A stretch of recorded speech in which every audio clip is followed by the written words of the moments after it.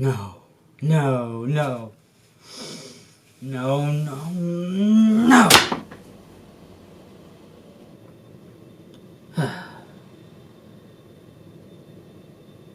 It ain't woke enough.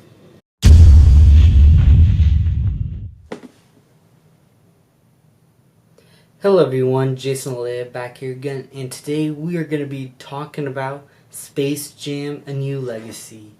Now, if you, some of you guys probably don't know, but as a kid, I pretty much really loved Space Jam. It was one of the Looney Tunes properties that I always wanted to keep watching.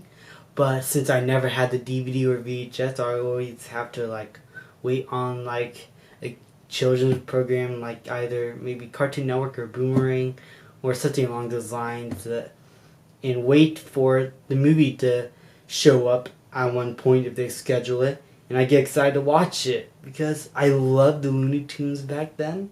They were my childhood, with Tom and Jerry.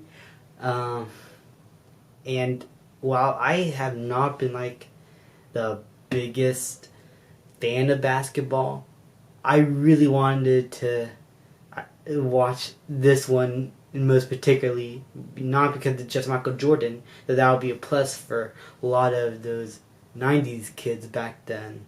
It's just the Looney Tunes in general that are appealing to me. They're funny, they're witty, and they're clever. So after I heard that they're going to make a second Space Jam, I'm like, okay, that's awesome. And with LeBron James, they're trying to keep in spirit of the original. And I really admire that. And somehow, they have found a way to create the most ridiculous controversy out there. So I'm on the EW.com website, and there was an article by Derek Lawrence, and I'm just going to say word for word here. When Space Jam: A New Legacy director Malcolm D. Lee finally watched Space Jam for the first time in 2019,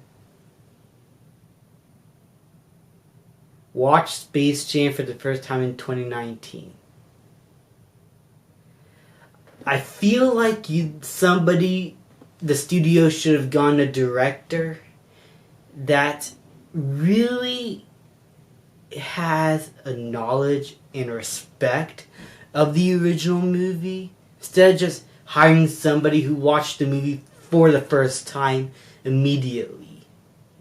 Because even though the original Space Jam is not the greatest film, you have to be careful with this property because it is a cult classic. A lot of kids really enjoy it even today. I mean, it's a childhood movie for many people. So getting a director who only seen the movie for the first time in 2019 and it seemed like they filmed it right afterwards, I mean, that's a very bad sign. Okay, and one tune left him flummoxed. Lola Bunny was very sexualized. Oh my god. Please no. Please no. Like Betty Boop mixed with Jessica Rabbit. I think I know where this is going.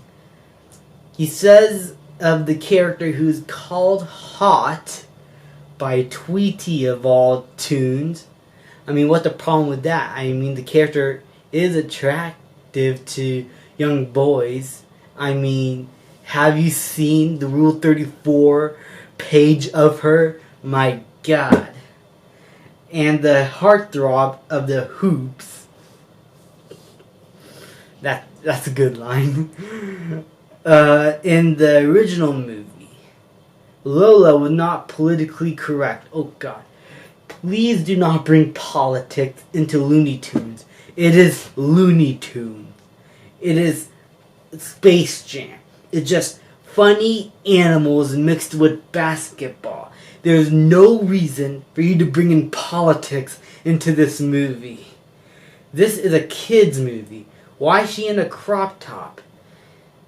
I mean, because she's playing basketball. And it's not like Lola is a child. What's wrong with wearing a crop top? At least for girls. You see many girls in real life that wear crop tops. Especially when they play basketball. I mean, it's normal. Okay? It just felt unnecessary. But it's a design they chose. It might not be necessary, but because it's not necessary doesn't mean that's not what they want. Come on. But at the same time, there's a long history of that in cartoons. Jesus Christ. In preparing for the LeBron James-led new legacy, which graces the latest EW cover, he sets out to make a more fully realized Lola. I think this version of Lola is more fully realized than what Malcolm D. Lee is intending for. And aided by the leeway he had since she was created specifically for Space Jam and didn't have the same extensive history as the rest of the tunes. Oh, well, that's pretty much true. Her first appearance was in Space Jam. This is 2021. It's important to reflect the authenticity of strong, capable female characters, says Lee. Does that mean you have to take out the bunny boobies and flatten the bunny ass? Is that what this is about? She probably has the most human characteristics. She's a bunny of the tunes. She doesn't have a thing like carrot or lisp or a stutter. So we reworked a lot of things. Not only her look, like making sure she had an appropriate length on her shorts and was feminine without being objectified, but gave her a real voice. So what I'm getting at here is that the director was too focused on the sexualization of the character without realizing the appeal. Yeah, the sex appeal is there, but it is also worked in with a bit of a snarky attitude that made the character just so likable in the original Space Jam.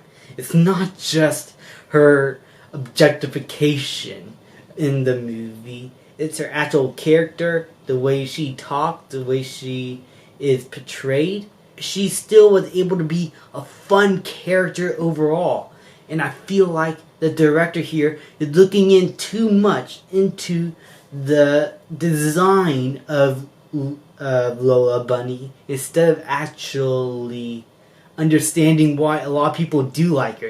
It's the attitude she has. It's the voice actress that gave her personality.